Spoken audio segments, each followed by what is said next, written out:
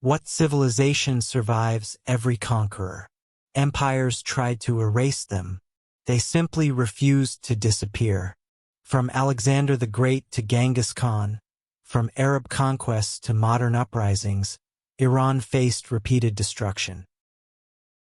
Yet, against all odds, it endured. But how did this civilization last over 5,000 years while others vanished forever?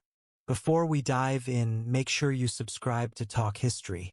Then, comment which ancient civilization you found most resilient. Alright, let's journey back and uncover Iran's mystery. What land survives anything thrown at it?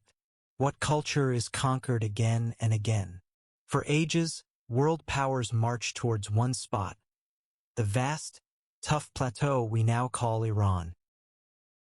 They arrived confident, arrogant, with armies that had crushed other empires. Each believed this time would be the last. Alexander the Great came from the west, leading one of the most disciplined armies ever. His phalanxes sliced through kingdoms easily. Cities fell, palaces burned. Even the mighty Persian capital, Persepolis, was reduced to ashes. Perhaps a sign an entire civilization was finally erased. Centuries later, more invaders followed. Roman legions pushed east, aiming to bring order to what they saw as a chaotic frontier. Then came the armies of a new faith, surging from Arabia with unstoppable force, carrying a message that would change half the world. And when even that wasn't enough, a storm arrived. From the vast steppes, Genghis Khan unleashed a destructive power so immense that entire cities simply vanished. Towers of skulls marked their path. Rivers ran black with ash. For many civilizations, this would be the end, not just of power but of their very identity. Yet Iran did not disappear. It did something far more intriguing. It endured. But not how you might think. This wasn't a tale of constant military wins. Iran lost battles, capitals, empires. Again and again, it was brought to its knees by seemingly unstoppable forces. And still, it survived. How? That's where the real mystery begins. Because something strange kept happening after each conquest, something almost impossible to explain. The invaders, those who came to destroy, didn't stay unchanged. They adapted. They absorbed. They became part of the very culture they had tried to erase. Languages shifted. Courts changed. Traditions spread silently, like roots underground. Within generations, conquerors no longer ruled as outsiders. They ruled as Iranians. It was as if this land held an invisible power, not one that stopped armies at its borders, but one that slowly, patiently, transformed them from within. And that brings up a question far more powerful than any army. What civilization doesn't just survive conquest, but consumes its conquerors? Because understanding Iran isn't about studying a nation that resisted history. It's about facing a civilization that rewrote the very rules of survival. To uncover that secret, we must go back to the very beginning, before empires, before kings, when this land wasn't called Iran yet, but was already becoming something the world could never destroy.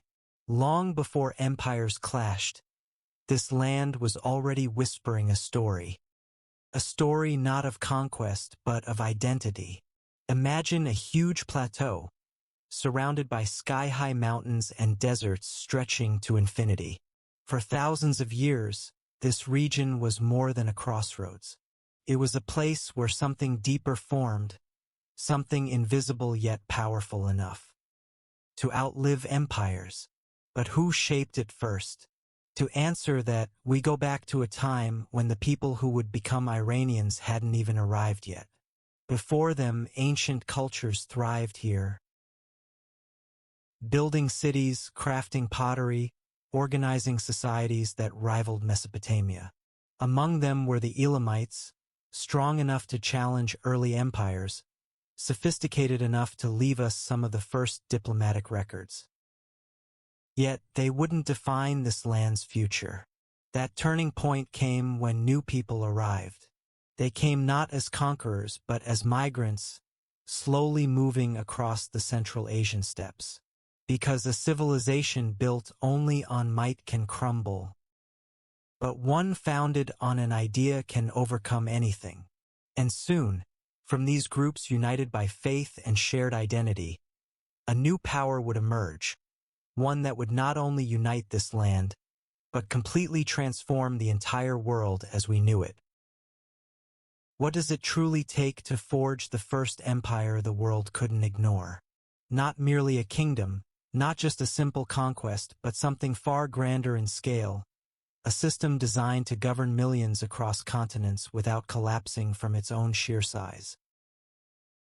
The story begins with a man whose vision was as bold as it was groundbreaking. Cyrus the Great. He didn't just appear out of nowhere.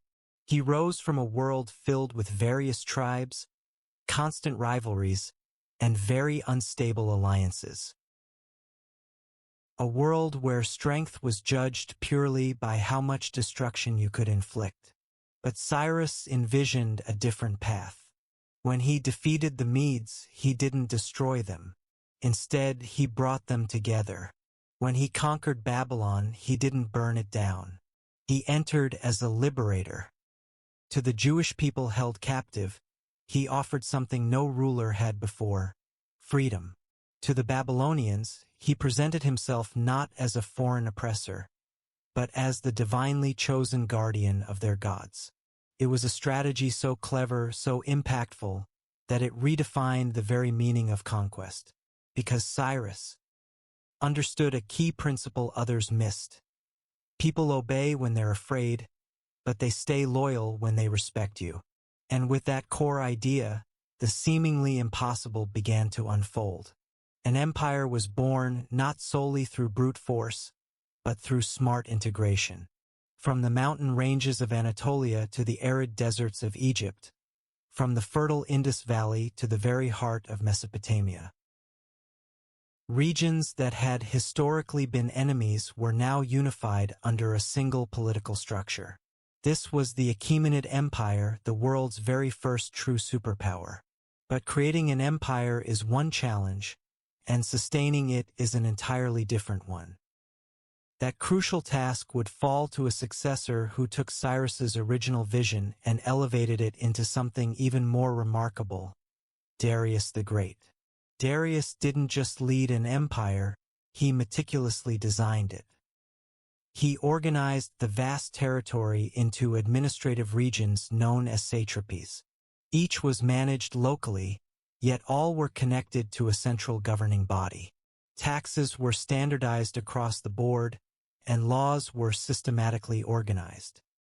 A common currency brought economic stability to areas that had never shared a unified system previously. And then came something even more groundbreaking: unprecedented connection. A massive network of roads stretched across the entire empire, linking far-flung cities with a speed the ancient world had never witnessed. Communications could traverse thousands of miles in mere days, not months on end. It wasn't just an empire. It was an elaborate system of control, almost like a living organism, and for a significant period in history, it functioned flawlessly. Nearly half of the entire global population lived under Persian dominion.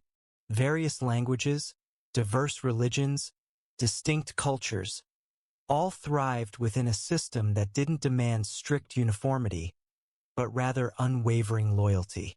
It was a delicate equilibrium, and like all such delicate things, it was vulnerable. Because the more the empire expanded, the more challenging it became to maintain control. Underlying tensions began to brew. Distant provinces started testing the boundaries of the central authority, and beyond its borders, new adversaries were actively observing, patiently waiting. Among these were small, divided city-states situated to the west, fragmented, highly competitive, and seemingly unimportant. These were the Greeks, To the Persians, they were a minor issue. To the grand sweep of history, they would evolve into something far more formidable. Because sometimes the greatest dangers don't originate from powerful, established empires but from those that are underestimated. And soon, the empire that had mastered the art of governing the world would face an enemy determined to resist any form of subjugation. What happens when an unstoppable force encounters a civilization that simply refuses to fade away? By the time Alexander the Great turned his attention eastward, he had already achieved the seemingly impossible. He had unified Greece, he had decisively defeated rival kingdoms, and now, standing at the very edge of Asia, he prepared to confront the most powerful empire the world had ever known, Persia. To many observers, this was more than just another military campaign. It was a deeply personal mission for retribution, an opportunity to avenge past Persian invasions and decisively prove the undeniable superiority of the Greek civilization. But Alexander's ambition extended far beyond simple revenge. He didn't just want to defeat Persia. He intended to replace it entirely. In the year 334 before Christ, his army crossed into Persian territory. What ensued was a series of historic battles that would resonate through the ages. Granicus, Issus, and ultimately Gaugamela, each victory driving them deeper into the empire's core. Each battle shattering what was once thought to be an unbreakable power. The Persian king fled, his armies disintegrated, and one by one, the iconic symbols of imperial might fell into Alexander's grasp. Then arrived the moment that appeared to seal Persia's destiny. Persepolis, the grand ceremonial capital, the very heart of an empire that had ruled the world. Alexander entered not as a negotiator, but as a conqueror, and then he set it ablaze. Flames engulfed the magnificent palaces. Stone columns fractured under the intense heat. Centuries of rich history were reduced to mere ashes in a single night. To the rest of the world, the message was unequivocally clear. Persia was finished, completely wiped out, and forgotten. But something entirely unexpected began to occur, something no army could possibly control. Because following the widespread destruction came a profound transformation. Alexander did not simply abandon Persia.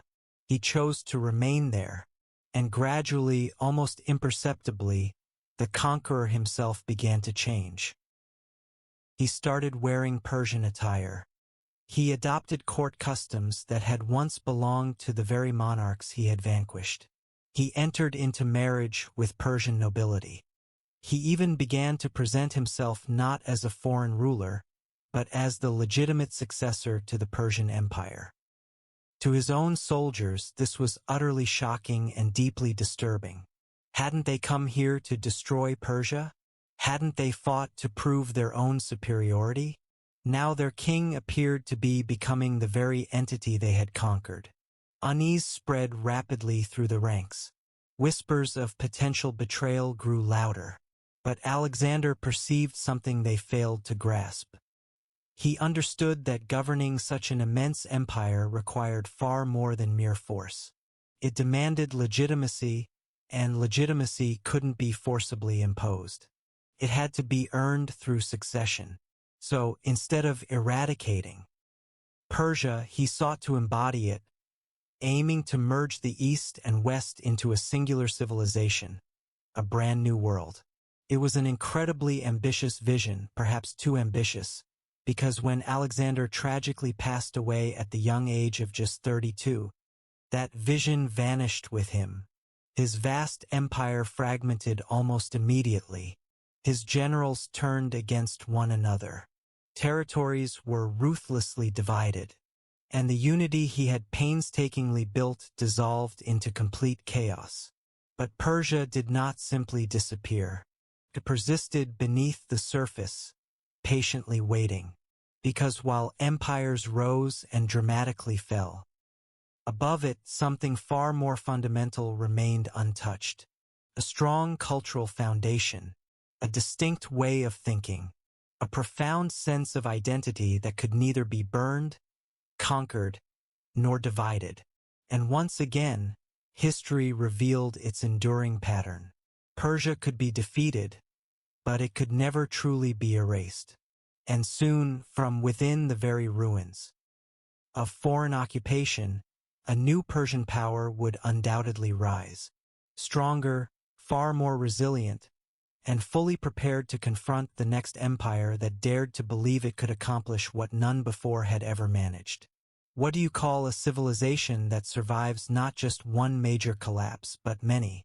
Following the untimely death of Alexander the Great, the world he desperately tried to unite shattered almost instantaneously. His vast empire broke apart into competing kingdoms, each led by ambitious generals who fought fiercely to claim his legacy. And amidst the midst of that profound chaos, Persia patiently waited, not as a defeated empire, but as something far more perilous, a civilization that steadfastly refused to disappear. For almost a full century, Greek rulers governed the region through the Seleucid Empire. They established new cities, propagated their language extensively, and attempted to reshape the land according to their own vision. But beneath the surface, a new force was steadily growing, something inherently native, something incredibly patient. Then, originating from the eastern borders, a new power emerged: the Parthians. They were not kings raised in opulent marble palaces, nor were they heirs to ancient royal lineages.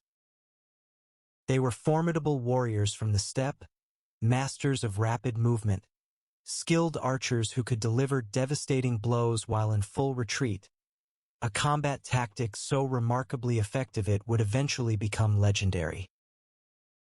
And with that significant strategic advantage, they achieved something few people ever thought possible. They successfully drove out the Greek rulers. Persia was no longer under the dominion of outside invaders.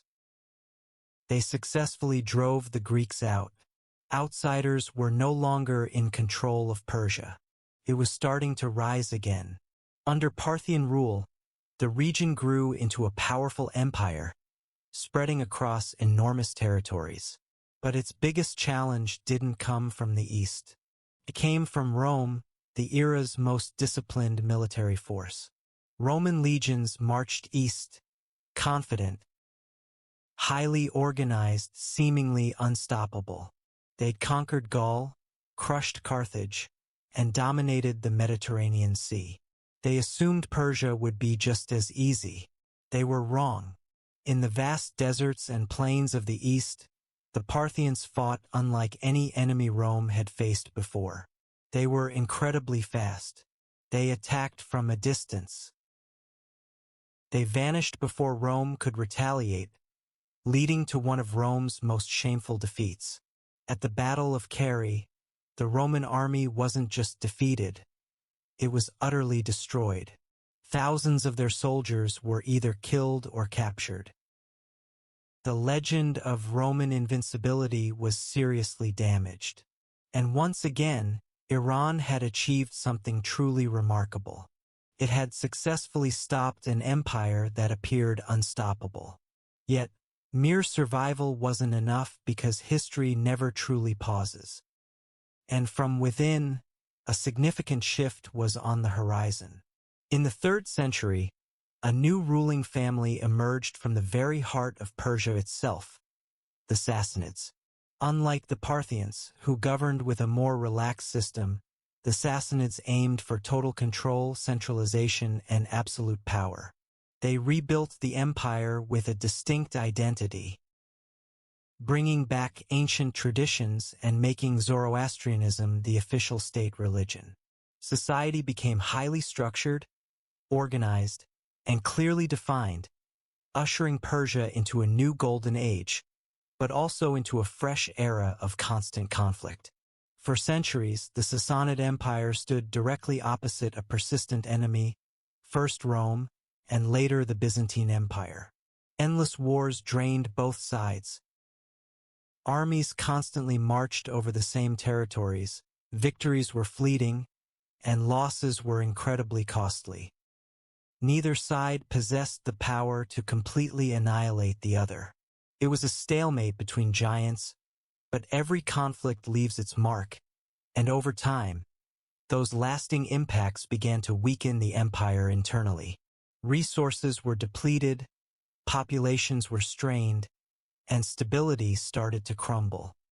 And precisely as Persia and Byzantium were locked in their unending struggle, a new power began to rise from the south. It was faster, more unified, driven not just by desire for conquest, but by profound conviction. This time, the challenge wouldn't be another empire aiming to seize territory. It would arrive as something far more transformative. An entirely new civilization, a new religion, a force that would do more than just conquer land. It would redefine it. What happens when a civilization faces not just invasion, but a complete transformation from its very core? By the 7th century, Persia was completely worn out. Decades of brutal warfare against the Byzantine Empire had severely depleted its strength. The armies were weak, the economy was under immense pressure, and the once mighty Sassanid Empire, known for its pride, organization, and deep historical traditions, was no longer invincible. And that's when something entirely unexpected appeared from the south.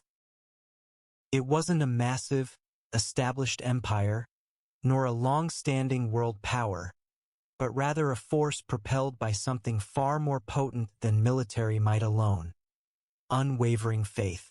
Emerging from the Arabian Peninsula, a new movement began to spread with breathtaking speed, united by a singular belief, a unified message, and a shared purpose: Islam. What started as a regional shift rapidly evolved into a wave of expansion that fundamentally altered the global landscape. Within just a few decades, Arab armies reached the very borders of Persia, and then they advanced into its territory. The subsequent battles proved to be decisive turning points.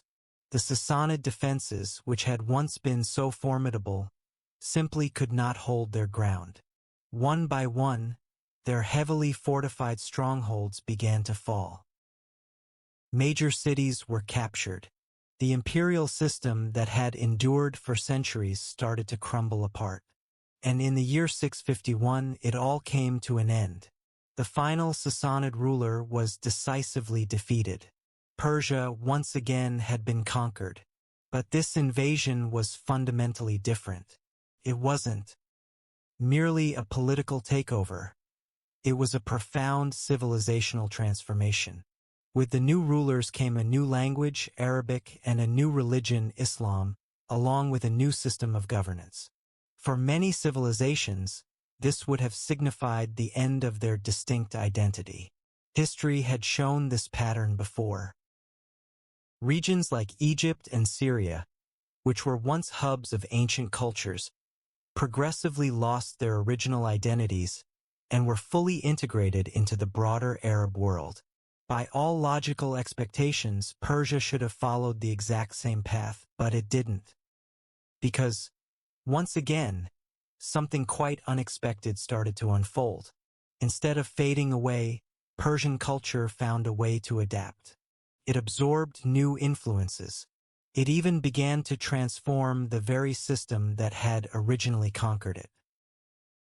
Yes, Islam did spread throughout the region.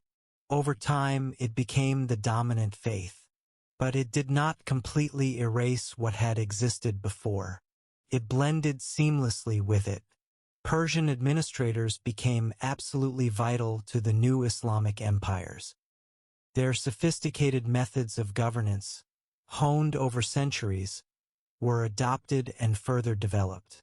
The Persian language, far from vanishing, actually evolved significantly. It incorporated Arabic vocabulary and grammar, but crucially remained vibrant, becoming a powerful tool for expressing poetry, scientific discoveries, and philosophical ideas. And gradually, almost imperceptibly, the conquerors themselves began to change. The Islamic world itself was deeply influenced by Persian culture. Its administrative practices, its artistic styles, and its intellectual traditions were all impacted. It was no longer simply an Arab empire ruling over Persia. It was evolving into a new civilization, shaped in significant part by Persia itself. Once again, the historical cycle repeated. Iran had been conquered, but it was not erased. This was because its identity wasn't tied to who held power over it, but to something much deeper, something capable of enduring even the most profound shifts and transformations. And yet, if this particular period proved anything, it was that survival came at a substantial cost. Because even as Persia adapted and managed to endure, the world around it was changing at an unprecedented pace. New powers were emerging, new threats were developing, and soon, from the furthest reaches of the East, a storm unlike anything ever witnessed before would descend upon this land. A storm that wouldn't aim to rule, but to utterly destroy everything in its path. By the 13th century, the entire world was about to discover the answer. From the distant steppes of Central Asia, a formidable force began to advance, not slowly, not cautiously, but like a devastating storm unleashed upon the earth. It didn't seek negotiations. It didn't attempt to integrate. It brought complete annihilation. At its heart stood Genghis Khan. His armies were unlike anything the world had ever witnessed before. Incredibly fast, highly disciplined, and relentlessly driven. They traversed mountains, deserts, and mighty rivers with astonishing efficiency. Cities that dared to resist were not merely conquered. They were utterly wiped from existence. When the Mongols arrived in Iran, they brought with them a level of devastation so absolute that it was difficult to even comprehend. Entire cities vanished from the map, populations were systematically slaughtered, and complex irrigation systems, painstakingly built over centuries, were destroyed in mere days, transforming once fertile lands into desolate, silent landscapes. Libraries were set ablaze, and invaluable knowledge was lost forever. And in some locations, the sheer number of dead was so overwhelming that survivors were unable to bury them all. For many who observed these events at the time, it seemed absolutely certain that this was the definitive end. Not just for an empire, but for an entire civilization. Because, unlike any conquerors who had come before, the Mongols didn't arrive to govern a functioning society. They arrived with the sole intention of shattering it completely. And for a significant period, their strategy was successful. Iran was left in ruins.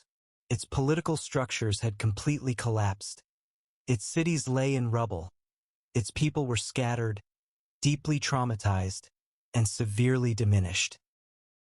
If there was ever a moment in history when this civilization could have truly disappeared forever, this was undoubtedly it. But then, something unexpected began to happen. Something that had echoes of past events. Something that would, in fact, happen again. The conquerors themselves began to undergo a transformation. After the initial period of widespread destruction, the Mongols, like all empires eventually must, attempted to establish a system of governance. And it was at that point they encountered something truly powerful, something they could not destroy. These new rulers started to adapt. Following their initial destructive campaign, the Mongols faced the inevitable challenge all empires encounter. They had to learn how to rule. This is precisely when they came across something they simply couldn't conquer. It was a culture, a whole system in place. This way of organizing the world was older than their invasion and much more advanced than their way of ruling. Slowly, the Mongol leaders in the area, particularly under the Ilkhanate, started to embrace Persian methods for running things. They depended on local scholars, administrators, and thinkers to rebuild what they'd previously destroyed. Then, an even bigger change began to take shape. They converted. Islam, already well established in the region, started to influence the Mongol rulers themselves. And along with it came the impact of Persian culture, seen in their language, art, and government. Persian became the main language for administration. Persian-style architecture experienced a resurgence. Persian scholars reclaimed influential positions. Within a few generations, the descendants of the conquerors were no longer seen as outsiders. They had become a part of the civilization they once sought to wipe out. Once again, the familiar pattern emerged. Iran didn't conquer the Mongols on the battlefield. It did something far more remarkable. It absorbed them, and just when it felt like history had pushed destruction to its absolute limit, another formidable conqueror appeared, equally ruthless and devastating.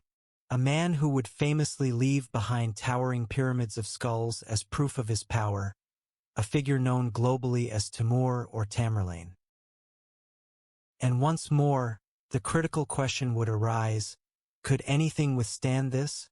Or would this truly be the moment Iran vanished forever? By the start of the 16th century, Iran was no longer a united empire. It was a land broken into pieces, a battleground for rival dynasties, tribal disputes, and foreign meddling. Mongols, Turks, and local leaders had all left their indelible mark. Power changed hands constantly. Stability was extremely fragile. But deep beneath that chaos, something was waiting to emerge. A force driven not just by a desire for control, but for a distinct identity. And from that period of uncertainty, a new ruling family ascended. The Safavids. They weren't just another group aiming to seize territory. They brought with them something much more ambitious. A vision to fundamentally transform Iran from within, to give it a new spirit. At the heart of this profound shift lay a bold and contentious decision. Religion. Up until that point, most of the Islamic world, including a large part of Iran, followed Sunni Islam.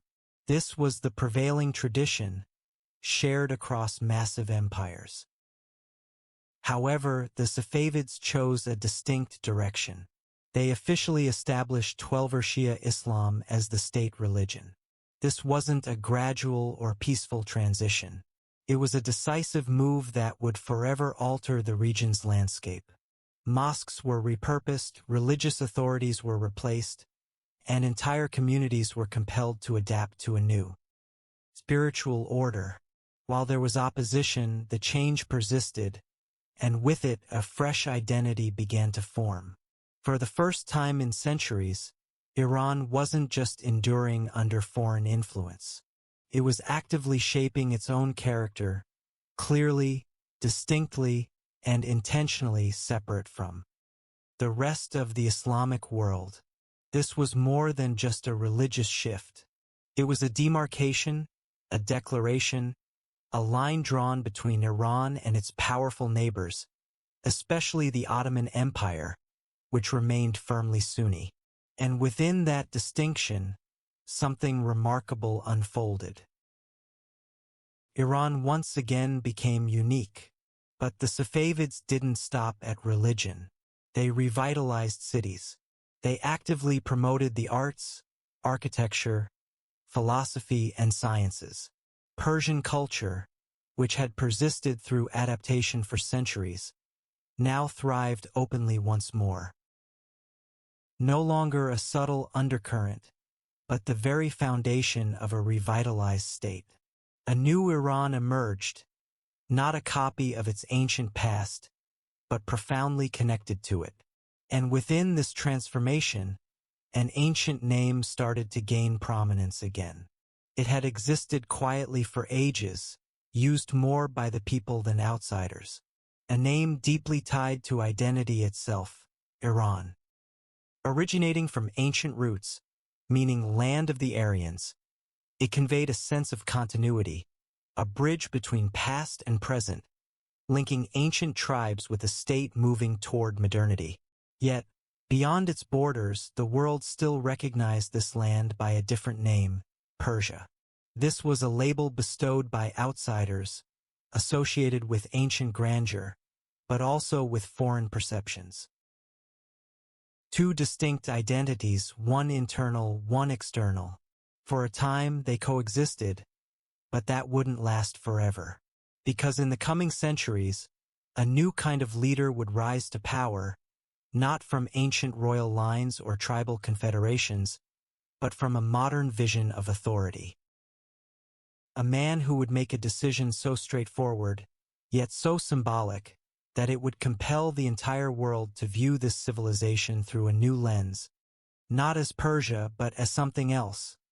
Something older, something intentional, something called Iran. For centuries, this land had been known by two identities. To its people, it was Iran, a name with ancient origins, evoking the idea of a noble land. A civilization bound to something deeper than mere borders. But to the rest of the world, it was Persia, a name that echoed through Greek texts, Roman histories, and European imaginations. A name that conjured images of splendor, kings, vast empires, poetry, silk, and gold. But it also implied something else: distance, an air of exoticism, a civilization that was admired, yet not fully comprehended. By the early 20th century, the world itself was undergoing immense change. Empires were crumbling, new nations were taking shape, and within this evolving global landscape, Iran found itself at a critical juncture, caught between its ancient heritage and the pressures of a modern era demanding reinvention. At the core of this transformative period stood a man determined to chart a new course for his country, Reza Shah Pahlavi. He wasn't a monarch born into centuries of unquestioned tradition. He was a modernizer, a visionary reformer, a leader who firmly believed that for Iran to thrive in a rapidly changing world, it needed to redefine its identity, not just internally, but on the global stage. He implemented extensive reforms. Infrastructure saw significant expansion. Industries flourished. The military was bolstered. Educational systems were updated. Iran was no longer content to be perceived as a relic of ancient history. It aspired to be recognized as a contemporary nation. However, there was one significant hurdle: the name. Persia, while rich in historical significance, carried with it centuries of external interpretation, heavily shaped by Western perspectives. It represented a past that, though glorious, no longer aligned with the image Reza Shah aimed to project.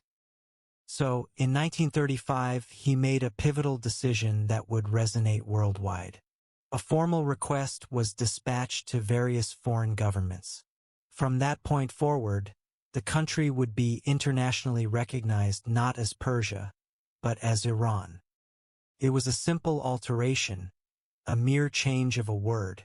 Yet, it carried immense significance because this was far more than a linguistic adjustment. It was a powerful declaration, a statement of self-identity, a rejection of how others had defined this civilization, and an insistence on defining itself. But not everyone was in agreement. Within the country, some viewed the name Persia as a direct link to a magnificent past, to the Achaemenids, to Cyrus the Great, to a legacy that had profoundly shaped the world. To abandon it felt, to some, like severing a piece of that precious heritage. And so a tension arose, a conflict between past and future, between perception and identity, between what the world saw and what Iran chose to be. And history, as it always does, continued its course. Because just decades later, another immense transformation would fundamentally alter the nation. It was a revolution, a shattering of the monarchy, leading to a new system built not on royal decree, but on spiritual authority. And once again, the world would observe Iran, finding it difficult to fully comprehend. Because behind every name, every ruling power, every historical shift, there has always been a constant element, something far older than any king. It's a civilization that has spent millennia mastering the art of persistence. They learned not to fight against change, but to reinvent themselves. And this brings us to our final contemplation. After facing invasions, empires, and revolutions, what truly defines Iran? What does it really mean to endure? Is it about winning every battle, conquering every foe? Or is it something much tougher, something that lasts much longer? Because if history has taught us one thing, it's this: even the mightiest empires eventually crumble. Rome fell, the Mongol Empire fragmented, Alexander's vast territory dissolved almost as quickly as it had formed. Yet, Iran persisted. It wasn't unchanged, nor untouched by these events, but it remained present, still vibrant. The 20th century would present yet another significant test of its resilience. Following the modernization efforts of Reza Shah Pahlavi, the country moved into the modern era. However, this transition was far from smooth. External interference, internal discord, and immense political pressures created a precarious stability. Then, in 1979, that delicate balance shattered.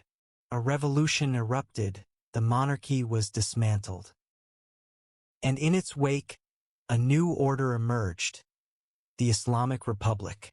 This shift was as impactful as any military conquest from earlier times. Authority was fundamentally reallocated. Society underwent significant changes. Iran redefined its identity once more, no longer as a kingdom or an empire, but as a nation grounded in religious leadership. To the global community, this new Iran proved challenging to grasp.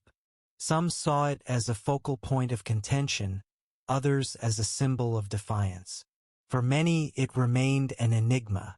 But beyond the sensational headlines, the political maneuvering, and the ongoing tensions that often dominate contemporary discussions, a familiar characteristic persisted. The same enduring spirit, the same remarkable resilience. This was not the first instance of Iran undergoing such a profound transformation. It had happened after Alexander's conquests, after the Arab invasions, following the Mongol incursions, and through centuries of fragmentation. Each time, its form evolved, but its core essence remained intact. And that is the crucial point, because Iran was never merely an empire, nor solely a dynasty. It was never simply a name, whether Persia or Iran. It represented something far deeper, a civilization built upon continuity, flexibility, and the capacity to integrate external influences and reshape them internally. While numerous other civilizations faded into the annals of history, their languages lost, their identities dissolved, Iran developed a distinctive trait, a survival mechanism. This wasn't achieved through isolation, but through continuous adaptation.